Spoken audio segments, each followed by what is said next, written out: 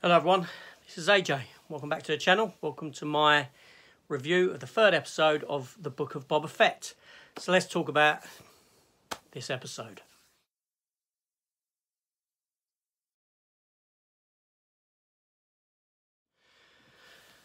So, episode 3, The Streets of Mos Espa.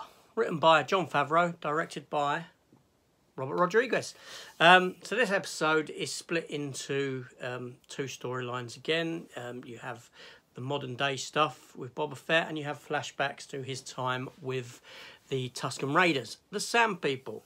Now, in the primary storyline, he's tasked by a guy who comes to see him, who's a sort of bit cocky towards him and says that the town has no respect for you and all this sort of thing, and that there's this gang of bikers that are doing him out of water, that have modified their bodies with droid parts and this sort of thing, and can Boba Fett go and sort these people out and he'll pay him extra money and this sort of rubbish going on. So Boba Fett heads off, he does this, he finds the gang literally right outside the geezer's shop.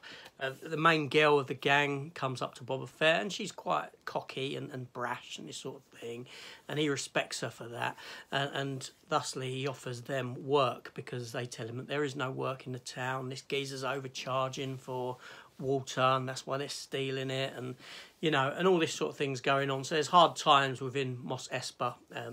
You know, we find this sort of stuff out. So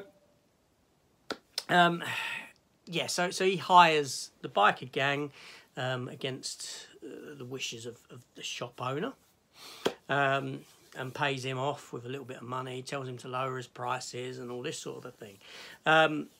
Whilst in a BAFTA tank, Boba Fett gets attacked by that Wookiee that we saw in the previous episode that has been sent by the twin Hutts.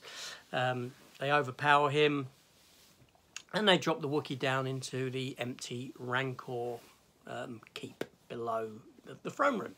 Yeah, so the Hutts arrive and they apologise for sending the Wookiee to try and kill. And they also gift Boba Fett with a Rancor.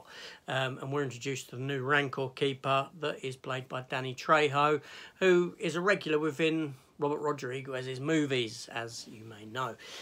Yeah, so this is all good, and the Hutts say that they're leaving Tatooine because this area has actually been offered to another group of crime syndicate to take over it. That crime syndicate are those fish-looking type of people that we met in the last episode that were running the train. Yeah, they're the ones, it turns out, they're doing that. Now, all while this is going on, like I said, we get the flashback, which is your B story of Boba Fett with his time with the Tusken Raiders. Now, in this, he heads off on one of the banthas, and he goes into town and he sees these fish-type people. I can't remember the race name that they used for them. I'm not going to go and look. And he tells them that they've been paying money to the Nikto gangs. You know, they're the sail barge people from Return of the Jedi, the ones that are on the other bikes. Anyway, so whilst he's gone, he comes back, he makes a deal, only to find that his gang of people, his Tusken Raider group that he's befriended his way into, that sounds really bad, that he's been accepted into by them as one of their own, have all been wiped out, and you can assume it's by these, you know, fish type people looking bug-eyed things, that are going to be the new sort of enemy for Boba Fett, the new crime syndicate, shall we say. So yeah, you know, my thoughts on the episode. Again, it's a shorter episode, not as long as last week's. I do find the stuff in the past more interesting than the current set stuff. Although I did enjoy the current set stuff. There is like a car chase at the end with a speeder car that looks much like the one that was in Solo, the start of Solo, the film. and the geezer's being chased by the biker gang that Boba Fett has taken, you know, and they're like on what looks like Vespers, floating Vespers. I didn't like that stuff because you're edging into too much. Your territory you're edging into is more sort of Earth-based. Even the car that Han Solo had in Solo at the start, I didn't like it, that speeder. It looked more car type and square, and like how a car would be built, and these look like colourful Vespers because they had the mirrors on some of them as well.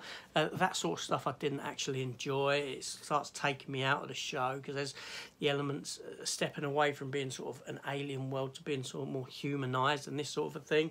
I like the inclusion of Danny Trejo. I like the fact that we're introduced to a new Rancor creature, and they actually make the Rancor, you know, an interesting creature with emotion. You're told that it's got emotion, that it bonds to the first person it sees, and thusly it bonds to Boba Fett. And they're very sort of, you know, docile, but they're used to fight because that's what people think they are, and this sort of a thing.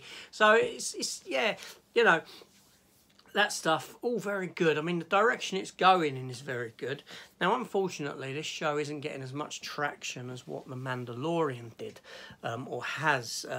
Even though it's a hit, it's not as big a hit as what The Mandalorian was, and people might be questioning why. And I've covered this in previous reviews. My thoughts on it is that the program is viscerally too it's stuff we've seen. You know, Star Wars is always set on Tatooine. Tatooine's always a part of it. Well, I know it's the main part of it, but it's not the centre of the universe.